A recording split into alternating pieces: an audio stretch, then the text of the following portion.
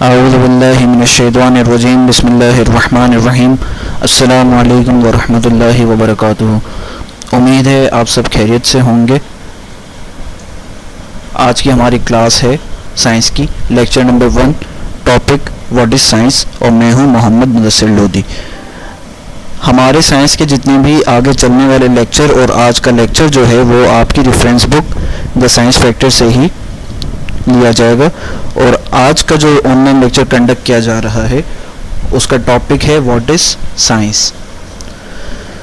Next slide की तरफ बढ़ते हैं। सबसे पहले हमारे आते हैं लर्निंग आउटकम्स, मतलब जो आज जो कुछ पढ़ा जाएगा उसके नताइज क्या होंगे, उनसे हमें क्या क्या सीखने को मिलेगा।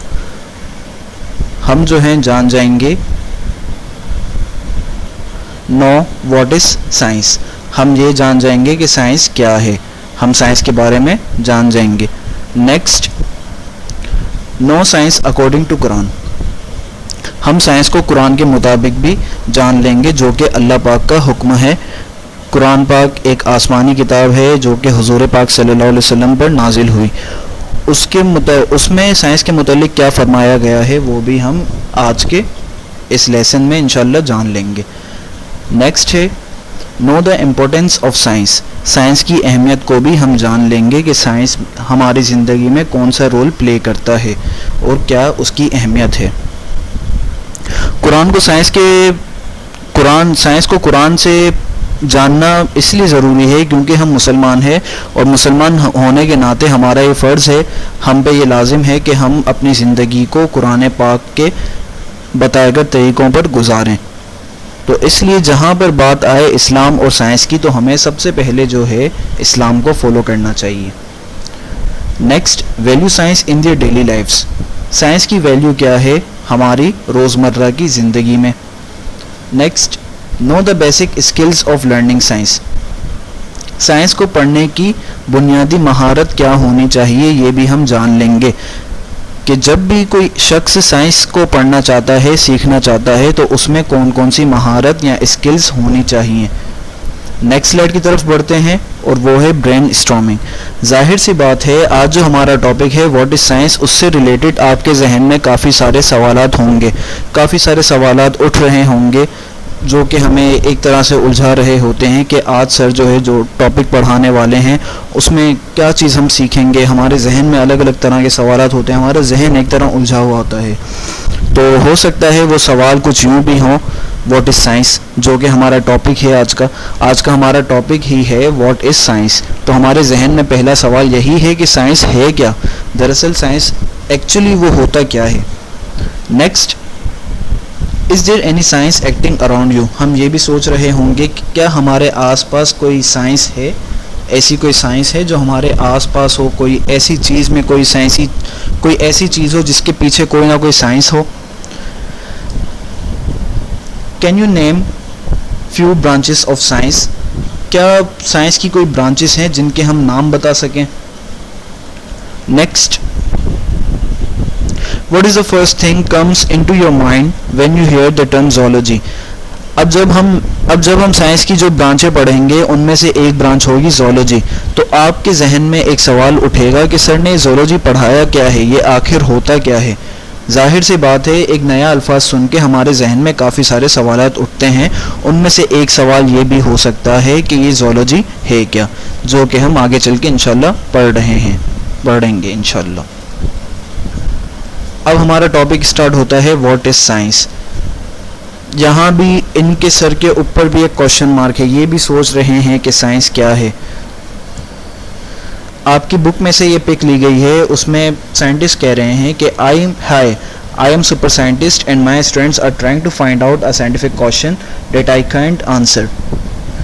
ये फरमा रहे हैं, ये कह रहे हैं कि मैं एक सुपर साइंटिस्ट हूँ और मेरे स्टूडेंट्स जो हैं कुछ साइंटिफिक क्वेश्चन करना चाह रहे हैं, कुछ साइंटिफिक सवालात करना चाह रहे हैं, कोई साइंसी सवाल करना चाह रहे हैं जिनका मैं जिन क्वेश्चंस का मैं आंसर नहीं दे पाऊंगा। मतलब हो सकता है कि वो क्वेश्चंस इतने मुश्किल हों, जो साइंटिफिक क्वेश्चन जो स्टूडेंट करने वाले हैं वो इतने मुश्किल हों कि उनका आंसर जो है मैं ना दे पाऊँ।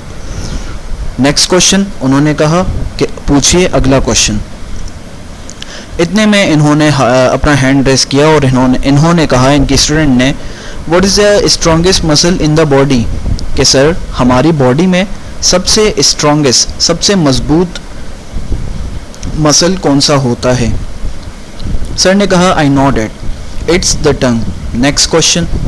जैसे कि सर ने ऊपर कहा था कि मैं एक सुपर साइंटिस्ट हूँ, मैं कोशिश करूँगा कि आपके सवालात के जवाब दूँ जो कि काफ़ी मुश्किल या डिफ़िकल्ट हो सकते हैं। इतने में इस लड़की ने ये सोच के क्वेश्चन किया कि हो सकता है सर जो है मेरे क्वेश्चन का आंसर ना कर पाएँ, लेकिन सर जानते थे क्योंकि वो एक सुपर साइंटिस्ट हैं। उसके बाद एक स्टूडेंट ने हैंड रेस किया, उन्होंने पूछा, व्हाट इज़ अ हर्बीवर, कि सर हर्बीवर क्या होते हैं। इन्होंने कहा, easy, an animal that only eats plants. क्योंकि वो एक सुपर साइंटिस्ट हैं, सुपर साइंटिस्ट होने के नाते उन्हें जो है इन सब के आंसर आते हैं। उस लड़के ने भी यही सोच के क्वेश्चन किया कि ये बड़ा मुश्किल क्वेश्चन हो सकता है, बड़ा चैलेंजिंग क्वेश्चन हो सकता है सर के लिए, सर जो है हो सकता है इसका आंसर ना दे पाएँ, लेकिन सर ने इसका भी आंसर दे दिया। उसके बाद सर ने कहा, नेक्स्ट क्वेश्चन। एक और हैंड रेज हुआ और कहा गया, what are the 3 states of matter, कि सर 3 स्टेट्स ऑफ मैटर क्या होते हैं, जो कि आपने मेरे ख्याल से क्लास 3 में भी पढ़े होंगे आप सब ने। उसके बाद जब ये क्वेश्चन हुआ तो सर ने कहा, सॉलिड, लिक्विड एंड गैस। वो 3 स्टेट्स ऑफ मैटर कौन कौन से होते हैं, सॉलिड, लिक्विड और गैस। इस क्वेश्चन का आंसर करने के बाद उन्होंने कहा, this is why I am called super scientist because I know everything. इसी वजह से जो है मुझे सुपर साइंटिस्ट कहा जाता है। अच्छा स्टूडेंट्स, एक और इंस्ट्रक्शन देना चाहूँगा कि आप सब जो है अपने सामने बुक्स लाजमी रखिएगा, ताकि कोई भी वर्ड अगर डिफ़िकल्ट हो, आपको समझने में मुश्किल हो रही हो, तो आप जो हैं उसे मार्क कर सकें। फिर जब हमारा क्वेश्चन आंसर का सेशन हो, आप जो हैं वो क्वेश्चंस पूछ सकते हैं। जो डिफ़िकल्ट वर्ड आपको लगे आप वो डिफ़िकल्ट वर्ड पूछ सकते हैं, और जो भी क्वेश्चन हो इस टॉपिक से रिलेटेड वो आप पूछ सकते हैं। लेक्चर को कंटिन्यू करते हैं। जब वो लड़की ने ये क्वेश्चन किया होगा उसके जहन में भी यही होगा कि ये क्वेश्चन सर के लिए काफ़ी चैलेंजिंग हो सकता है, लेकिन सर ने उसका भी जवाब दे दिया। और उसके साथ सर ने कहा कि मैं इसीलिए सुपर साइंटिस्ट कहा जाता हूँ क्योंकि मुझे हर एक चीज़ पता है। अब एक और हैंड रेज हुआ, उन्होंने कहा, व्हाट इज़ साइंस। एक स्टूडेंट ने पूछा कि सर साइंस क्या है। अब सर जो है थोड़ा सोच विचार में पहुंच गए। अब वो सोच रहे थे व्हाट इज़ साइंस। फिर उन्होंने कहा, now that's a very good question. उन्होंने कहा, अब ये क्वेश्चन बड़ा बेहतरीन, बड़ा ज़बरदस्त आया। अब उन्होंने साइंस की डेफिनेशन बताई। आप सब भी गौर से सुनिएगा। The word science means knowledge और learning. Science is learning about the physical world. The physical world is the world we live in and everything that lives in it. This physical world is not just Earth but everything else in the universe. अब उन्होंने कहा कि science जो है ऐसा word है जिसका मतलब है नॉलेज और लर्निंग। ऐसा साइंस उसे कहते हैं, या साइंस का मतलब ये है कि इल्म या पढ़ने को, इल्म हासिल करना या पढ़ने को हम क्या कहते हैं, साइंस। किसी भी चीज़ के बारे में इल्म रखना या उसके बारे में पढ़ना क्या कहलाता है, साइंस। साइंस जो है दरअसल ये है कि learning about the physical world. Physical world से मुराद ये कि ऐसी दुनिया जिसमें हम रह रहे हैं। फिज़िकल से मुराद मतलब ऐसी चीज़ जिसे हम छू सकते हैं या जिसे हम देख सकते हैं। सर ने कहा कि साइंस जो है असल में learning about the physical world, हमारे आसपास जो भी ऐसी चीज़ें जिसे हम देख सकते हैं उनके बारे में पढ़ना, उनके बारे में इल्म हासिल करना क्या कहलाता है, साइंस कहलाता है। अब मैं जो है एक हेडफोन में रिकॉर्डिंग कर रहा हूँ इस लेक्चर को, तो अब मैं सोच रहा हूँ कि हेडफोन में जो माइक लगा हुआ है उसके पीछे ऐसी, उस माइक के अंदर ऐसी क्या चीज़ है जो मेरी आवाज़ रिकॉर्ड कर रहा है। अब इस तरह के आपके जहन में भी काफ़ी सारे सवालात उठते हैं कोई भी नई चीज़ देख के। जैसे कि अभी एक स्मार्टफोन है, उसमें अगर हम टच करते हैं तो टच करने पे स्क्रीन हमारी स्वैप हो जाती है, तो ऐसा क्यों होता है? ये क्या है, साइंसी सवालात कहलाते हैं।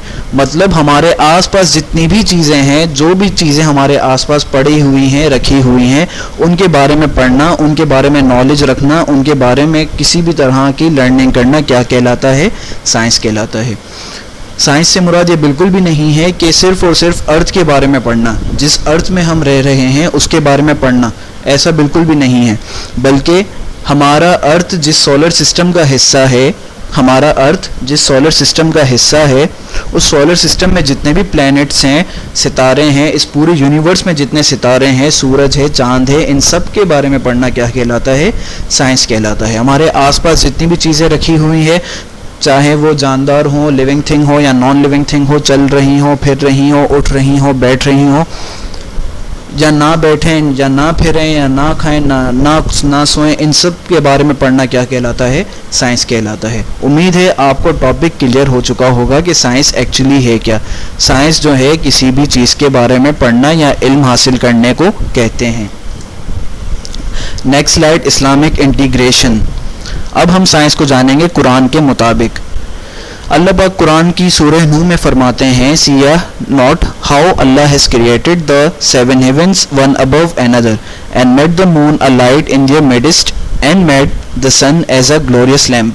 अल्लाह पाक फरमाते हैं, क्या तुम नहीं देखते कि हमने सातों आसमान तुम्हारे ऊपर खड़े कर दिए, एक के ऊपर एक करके, और उनके दरमियान चांद की रोशनी को जो है उनके दरमियान फरमाया, चांद की रोशनी फैला दी, और उसके अलावा सूरज को जो है एक उजाले के तौर पे एक लैंप, एक ऐसा लैंप जो कि बहुत ही उजाला या रोशनी पैदा कर देता है, उस तौर पे पेश किया। अब यहाँ पर जो है अल्लाह पाक जो है इस दुनिया के बारे में बात कर रहे हैं, क्योंकि जाहिर सी बात है जब हम इस आसमान को देखते हैं तो हमारे जहन में काफ़ी सारे सवालात उठते हैं और हम उसके बारे में पढ़ना शुरू कर देते हैं, उसके बारे में जानना शुरू कर देते हैं। और किसी भी चीज़ के बारे में पढ़ना या जानना क्या कहलाता है? साइंस कहलाता है। अल्लाह पाक यही फरमा रहे हैं, क्या तुम नहीं देखते इन सातों आसमान को जो हमने तुम्हारे ऊपर खड़े कर दिए, और उनके बीच में उस चांद को, और उनके बीच में एक उजाले के तौर पे जो सन है, सूरज है, उसको। अब जाहिर सी बात है जब अल्लाह पाक ने कुरान में इस चीज़ को फरमाया तो हमारे ऊपर लाजिम है कि हम उस चीज़ को पढ़ें। हमें इसे ज़रूरी समझना चाहिए कि हम उस चीज़ के बारे में पढ़ें, और किसी भी चीज़ के बारे में पढ़ना क्या कहलाता है? साइंस कहलाता है। नेक्स्ट स्लाइड की तरफ बढ़ते हैं, और वो है डिवीजन ऑफ साइंसेस। जैसे कि हमने लर्निंग आउटकम्स में पढ़ा था, ब्रेनस्टॉर्मिंग में हमने पढ़ा था, can you name some few branches of science. क्या आप साइंस के कुछ नाम बता सकते हैं? क्योंकि जाहिर सी बात है साइंस बहुत ही वास्ट फील्ड है, उसमें जो है काफ़ी सारी ब्रांचेस होती हैं साइंस की। साइंस के जो है काफ़ी सारे पार्ट्स में डिवाइड किया गया, क्योंकि साइंस में हम जो है दुनिया की हर एक चीज़ के बारे में पढ़ते हैं, और उसी दुनिया की हर एक चीज़ के बारे में पढ़ने को जो है हमने डिवाइड कर दिया अलग अलग ब्रांचेस में। उनमें से पहली ब्रांच है लाइफ साइंस। लाइफ साइंस की काफ़ी सारी ब्रांचेस हैं, जैसे कि biology, botany, zoology, ecology, genetics and medicine. अब बायोलॉजी में जो है, बायो का मतलब है ज़िंदगी, लॉजी का मतलब पढ़ना, मतलब ज़िंदगी के बारे में पढ़ना। अब वो ज़िंदगी चाहे इंसान की हो, जानवर की हो, इंसेक्ट्स की हो, जितने भी कीड़े मकोड़े हैं, परिंदे हैं, चरिंद परिंद, दुनिया के जितने भी हैं, दुनिया में ऐसी तमाम चीज़ें जो कि ज़िंदा हैं, उनके बारे में पढ़ना क्या कहलाता है? बायोलॉजी। Next, botany. बॉटनी ऐसी ब्रांच है जिसमें हम सिर्फ और सिर्फ प्लांट्स के बारे में पढ़ते हैं। दुनिया में जितने भी मुख्तलिफ प्लांट्स हैं उनके बारे में पढ़ना कहलाता है जोलॉजी। बॉटनी, जोलॉजी, इकोलॉजी और जेनेटिक्स, ये बेसिकली बायोलॉजी की ब्रांचेस हैं, और बायोलॉजी जो है साइंस की ब्रांच है। उसके बाद नेक्स्ट जोलॉजी। जोलॉजी में हम सिर्फ और सिर्फ एनिमल्स के बारे में पढ़ते हैं। दुनिया के तमाम एनिमल्स, तमाम जानदार, उनके बारे में पढ़ना क्या कहलाता है? जोलॉजी। नेक्स्ट है इकोलॉजी। हमारे माहौल से जुड़ी जितनी भी चीज़ें हैं उनके बारे में पढ़ना क्या कहलाता है? इकोलॉजी। चाहे वो हमारा एटमॉस्फेयर हो, हवा के बारे में पढ़ना, मिट्टी के बारे में पढ़ना, हमारे आसपास हमारे सराउंडिंग में जो जो चीज़ें हैं उनके बारे में पढ़ना कहलाता है इकोलॉजी। नेक्स्ट है जेनेटिक्स। जेनेटिक्स, इंसान के अंदर डीएनए मौजूद होता है, जैसे कि आप ये पिक्चर देख रहे होंगे, ये है डीएनए का एक सैंपल, ये डीएनए की पिक्चर है। इसके बारे में स्टडी करना, हमारे जीन्स के अंदर क्या क्या इन्फॉर्मेशन स्टोर्ड है, हमारे हवाले से कौन कौन सी इन्फॉर्मेशन उसके अंदर मौजूद हैं, ऐसे करेक्टर्स जो कि हमने अपने पेरेंट्स से इनहेरिट किए, उनकी आदतें जो हमने इनहेरिट की, अपने अंदर उसको अपनाया, वो क्या कहलाता है? उनके बारे में पढ़ना कहलाता है जेनेटिक्स। उसके बाद है नेक्स्ट मेडिसिन। मेडिसिन तो आप सब बेहतर जानते हैं, जब इंसान बीमार होता है तो उसकी बॉडी से रिलेटेड कुछ मेडिसिन बनाई जाती है। जब भी हम बीमार होते हैं तो हम अपनी बीमारी से मुतल्लिक कुछ दवाइयाँ लेते हैं, उस फील्ड के बारे में पढ़ना कहलाता है मेडिसिन। नेक्स्ट स्लाइड की तरफ बढ़ते हैं और वो है chemistry in our daily life. हमारी रोज़मर्रा की ज़िंदगी में केमिस्ट्री भी बेसिकली साइंस की एक ब्रांच है। यहाँ पर हम पढ़ते हैं chemistry plays an important role in maintaining proper health for all of us around the globe. Chemistry is well used as diagnostic and treatment tool. Toothache, stomachache, headache, fever. अब chemistry जो है, ज़ाहिर सी बात है, इंसानी जिस्म में काफ़ी सारे जिस्मानी प्रोसेस होते हैं, काफ़ी सारे हमारे अंदर प्रोसेस होते हैं, जैसा कि डाइजेशन है। खाना खाने के बाद हमारे अंदर डाइजेशन का प्रोसेस होता है। जब हमारी बॉडी में खून सर्कुलेट हो रहा होता है, ब्लड सर्कुलेट हो रहा होता है, सर्कुलेटरी सिस्टम के ज़रिए उसकी सर्कुलेशन होती है, वो भी हमारी बॉडी का एक प्रोसेस है। सांस लेते वक्त हमारे अंदर ब्रीथिंग होती है, रेस्पिरेशन का प्रोसेस होता है, वो भी एक हमारी बॉडी का प्रोसेस है। इन सब प्रोसेसेस में कोई ना कोई केमिकल्स शामिल होते हैं। अगर उनमें से कोई केमिकल कम हो जाए, क्या कुछ खराबी हो जाए, तो उसमें साइंस की जो ब्रांच है केमिस्ट्री, वो हमारे लिए काफ़ी हेल्पफुल है हमारे लिए। जब हमें टूथ एक होता है हम दवाइयाँ लेते हैं, पेट में दर्द होता है तब हम दवाई लेते हैं, सर में दर्द होता है तब हम दवाई लेते हैं, फीवर होता है तब हम दवाई देते हैं। इन दवाइयों में कोई ना कोई केमिकल्स शामिल हैं, और वो किसकी मदद से? केमिस्ट्री की मदद से। Next slide. Physics in our daily life. हमारी रोज़मर्रा की ज़िंदगी में फिज़िक्स भी साइंस की एक ब्रांच है। Refrigerator works on the principle of thermodynamics. Pressure cookers, washing machines, music systems, computer all work on the principle of physics. हम अपनी रोज़मर्रा की ज़िंदगी में काफ़ी सारी इलेक्ट्रिकल अप्लाइंसेस यूज़ करते हैं। फैंस हो गए, ट्यूबलाइट्स हो गई, इलेक्ट्रिक कार्स हो गई, चार्जर हो गए, स्मार्टफोन हो गए, लैपटॉप हो गया, काफ़ी सारी चीज़ें जो कि इलेक्ट्रिसिटी पे चलती है। रेफ्रिजरेटर हो गया, प्रेशर कुकर हो गया, वॉशिंग मशीन्स हो गई, ये सारी चीज़ें, इन सारी चीज़ों के बारे में पढ़ना क्या कहलाता है? फिज़िक्स। ये सारी चीज़ें जो हैं फिज़िक्स के ऊपर अमल करती हैं। नेक्स्ट स्लाइड हमारी है आपकी बुक में से ही। We study science because it help us to understand how things work and how things happen. हम साइंस इसलिए पढ़ते हैं कि वो जो है हमारी मदद करती है चीज़ों को समझने में कि एक चीज़ किस तरह काम कर रही है और कैसे कर रही है। Studying science involves careful research and thinking. These skills are useful in many other areas of life. Science को पढ़ने में हमें काफ़ी सारी चीज़ों में केयरफुल रहना चाहिए।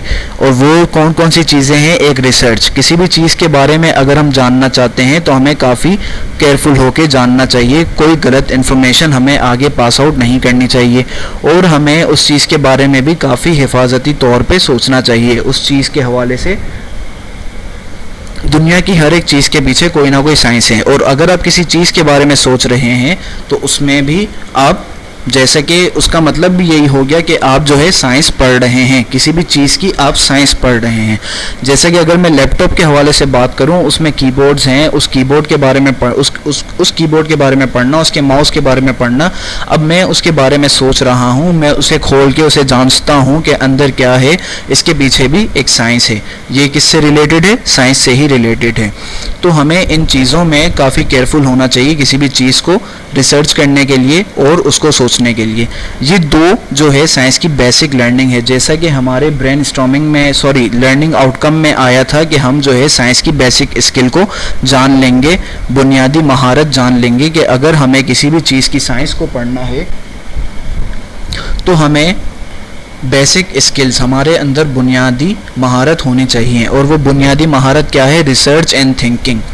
आप किसी भी चीज़ के बारे में रिसर्च करते हैं तो सोचते हैं, रिसर्च करते हैं, जांचते हैं, तो आप समझ जाएं कि आप जो है साइंस ही पढ़ रहे हैं एक तरह से। नेक्स्ट लाइन में लिखा हुआ है, Above all, we study science because it is exciting, amazing, fascinating and so much more, as you are about to find out. So turn the page, let's go. अब साइंस के बारे में पढ़ना एक तरह से एक्साइटिंग है, फैसिनेटिंग है, अमेजिंग है, काफ़ी सारी चीज़ें जो है हमें इन्जॉयमेंट देती है साइंस को पढ़ना, क्योंकि साइंस में जो है हमें हर एक चीज़ के बारे में कोई ना कोई नई चीज़ पता लगती है, और वो नई चीज़ अगर हम पता करेंगे तो उसके लिए हमें वेट करना पड़ेगा अगले लेक्चर का, जो कि आपका इंशाल्लाह कल होगा, और उसके लिए आपको जो है पेज ट्रेंड करना पड़ेगा, और पेज भी जो है हम इंशाल्लाह कल ट्रेंड करेंगे।